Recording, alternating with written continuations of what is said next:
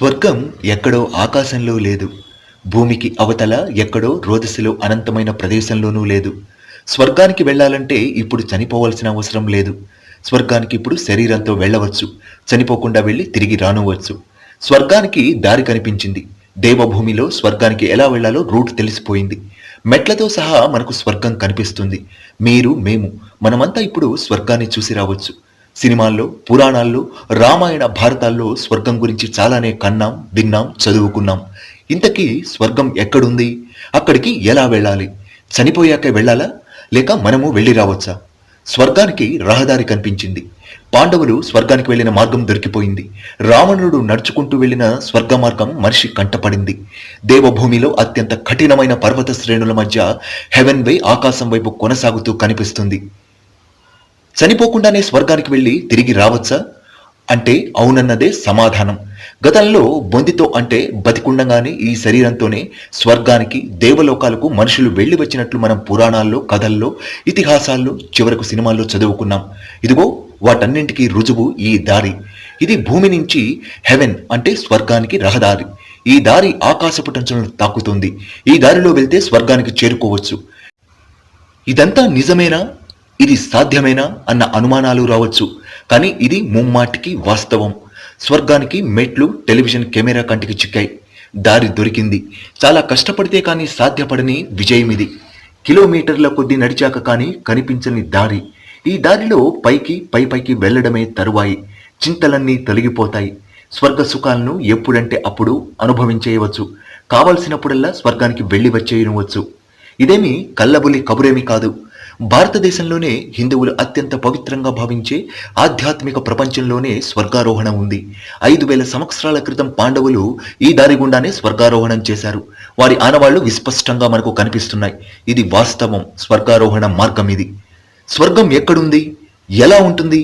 అక్కడికి ఎలా వెళ్ళాలి? అన్నీ ప్రశ్నలే. ఇంతకాలం వీటికి జవాబులు తెలియవు.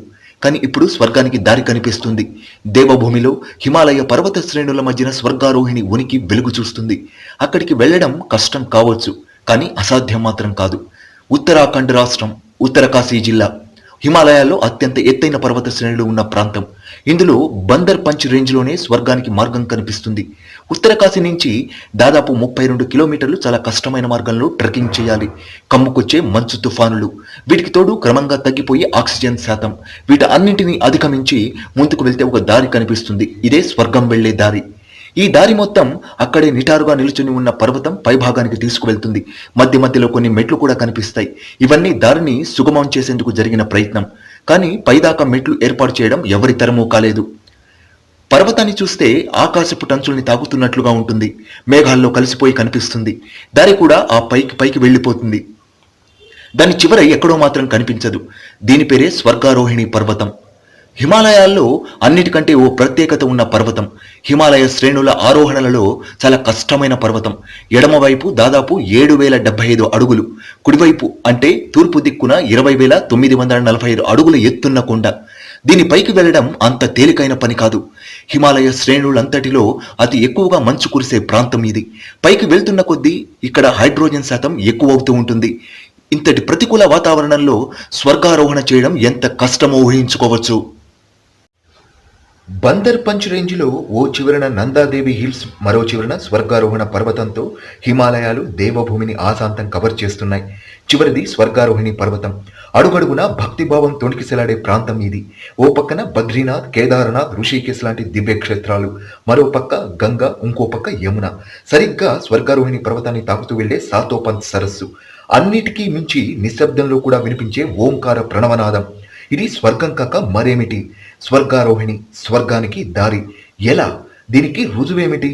హిమాలయాల్లో చాలా పర్వతాలు హార్డ్ రూటులను కలిగి ఉన్నాయి. ఎవరెస్ట్ లాంటి కొండలు ఎన్నో ఉన్నాయి. అలాంటప్పుడు ఈ పర్వతాన్ని స్వర్గారోహిణి అని ఎందుకు పిలుస్తున్నారు? ఈ మార్గాన్ని స్వర్గానికి దారి అని ఎలా అనుకోవాలి? నిజంగా దీన్ని ట్రెక్కింగ్ చేస్తే స్వర్గం కనిపిస్తుందా? బద్రీనాథ్, కేదార్నాథ్, ఋషికేశ్ల మార్గంలోనే స్వర్గారోహిణి పర్వతం ఉంది. దీనికి సంబంధించి చారిత్రక కథనాలు స్థానికంగా మనకు అనేకం వినిపిస్తాయి. త్రేతాయుగంలో అంటే దాదాపు 10 లక్షల సంవత్సరాల క్రితం రావణాసురుడు మౌంట్ కైలాసను లిఫ్ట్ చేసే ప్రయత్నం చేసి విఫలుడయ్యాడు. కైలాసుకు వెళ్ళడానికి ముందు ఆయన అన్ని లోకాలను జయించాడు. అదే సమయంలో స్వర్గానికి వెళ్లి ఇంద్రుని జయించాడు. ఆ సమయంలో రావణుడు ఇదే మార్గంలో స్వర్గానికి వెళ్ళాడట. తాను వెళ్లే మార్గంలో 7 మెట్లను కూడా నిర్మించాడని స్థానికులు చెప్తారు. అన్నింటికీ మించి ఇది ఫేమస్ మహాభారత కథ. క్రీస్తు పూర్వం 3138వ సంవత్సరంలో కురుక్షేత్రంలో మహాభారత యుద్ధం జరిగింది. 18 రోజుల పాటు ఈ మహాసంగ్రామంలో లక్షలాది మంది చనిపోయి పాండవులు జయించారు. ఆ తర్వాత 36 సంవత్సరాల పాటు ధర్మరాజు రాజ్యాన్ని ఏలాడు. కలియుగం ప్రారంభమవుతుందనగా పంచపాండవులు, ద్రౌపది వానప్రస్థానానికి బయలుదేరారు. సశరీరంతో స్వర్గానికి వెళ్లాలని భావించారు. 6గురు కలిసి ఈ స్వర్గారోహిణి పర్వతం దగ్గరకు వచ్చి ట్రెక్కింగ్ ప్రారంభించారు. పర్వతాన్ని ఎక్కడానికి ముందే పాండవులు అంతా తమ ఆయుధాలను దారిలోనే వదిలివేశారు. స్వర్గారోహిణి పర్వతం పాదాల దగ్గర సాతో పంతు లేకును ఆనుకుని అతి పెద్ద రాళ్లు మనకు కనిపిస్తాయి. ఇందులో ఒకటి భీముడి గద. ఆయుధాలు వదిలేసిన తర్వాత ముందుగా ధర్మరాజు, ఆ తర్వాత మిగతా వారు ఒకరి తర్వాత ఒకరుగా స్వర్గారోహిణి పర్వతాన్ని ఎక్కడం ప్రారంభించారు. కానీ కొంత దూరం వెళ్ళాక ద్రౌపది ముందుకు వెళ్ళలేక కింద పడిపోయింది. ఆ తర్వాత ఒక్కరొక్కరుగా అన్నదమ్ములంతా కింద పడి చనిపోయారు. చివరకు ధర్మరాజు, ఆయన వెంట తెచ్చుకున్న కుక్క మాత్రమే మిగిలారు. వీళ్ళిద్దరూ చివరికంటా వెళ్లి స్వర్గానికి చేరుకున్నారు. ఎవరు పడితే వారు ఈ పర్వతాన్ని ఎక్కడం సాధ్యం కాదని గత చరిత్ర చెప్తుంది. నిజంగా ఇది చాలా కష్టమైన పని. అంత ఈజీగా అందుకోగలిగింది స్వర్గం మాత్రం ఎలా అవుతుంది? స్వర్గారోహణ పర్వతంపై భాగాన ఏముంది? ఈ దారి మీదుగా ఈ మెట్లపై నుంచి వెళ్తే పర్వతం పై భాగాన స్వర్గం కనిపిస్తుందా? ఉంటే అది అందరికీ కనిపిస్తుందా? ప్రత్యేక లోకంగా ఉంటుందా? అక్కడున్నది ఏమిటి? భారత కాలం తర్వాత ఈ పై భాగానికి వెళ్ళిన వారున్నారా? ఇలా చాలా అనుమానాలు వస్తున్నాయి కదూ. స్వర్గారోహిణి పర్వతంపై భాగాన ఏమున్నదని ఇప్పటివరకు స్పష్టంగా చెప్పిన వారు లేరు. కాకుంటే ఆ పైన స్వర్గం ఉందనో అక్కడ దేవతలు ఉన్నారనో చెప్పలేం. 1994 వరకు కూడా దాదాపు 21,000 అడుగుల ఎత్తైన ఆ కొండపైకి ఎవరు ఎక్కిన ఉదాహరణలు కూడా లేవు. మిగతా పర్వతాల కంటే ఈ పర్వతం చాలా టిపికల్గా ఉంటుంది. 60 నుంచి 85 డిగ్రీల వాలులో దాదాపు నిటారుగా కనిపించే దీనిపైకి ట్రెక్కింగ్ చేయడం ఎంత కష్టమో ప్రత్యేకంగా చెప్పాల్సిన పని లేదు. దాదాపు 1990 వరకు స్వర్గారోహిణి పర్వతంపై ఎవరి దృష్టి పడలేదు. ఎందుకంటే దాని దగ్గరకు వెళ్లాలంటేనే దాదాపు 32 కిలోమీటర్లు కష్టమైన దారిని దాటాల్సి ఉంటుంది. అంతేకాదు, పర్వతం 4 వైపులా 4 రీతుల్లో ఉంటుంది, 4 రకాల ఎత్తుల్లో ఉంటుంది. తూర్పు వైపు నుంచి మాత్రమే శిఖరానికి చేరుకోవడం సాధ్యమవుతుంది. పశ్చిమం వైపుని అంటే కేదార్నాథ్, బద్రీనాథ్ రూట్ నుంచి ఈ పర్వతాన్ని అధిరోహించడం కష్టమే అయినా సాధ్యమే. షిఫ్టన్, తిల్మాన్ అనే ఇద్దరు మొదటిసారి ఈ రూట్లో సక్సెస్ఫుల్ ట్రెక్కింగ్ చేశారు.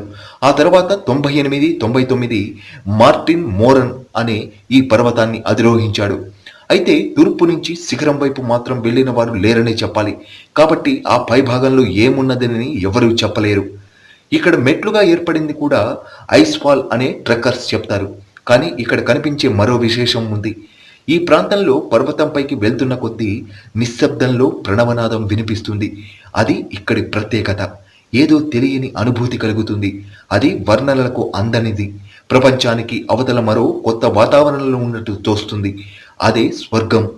అక్కడికి ఒక్కసారి వెళ్తే ఇక మరో ప్రపంచం అక్కరలేదని అనిపించే హిమాచలం అది.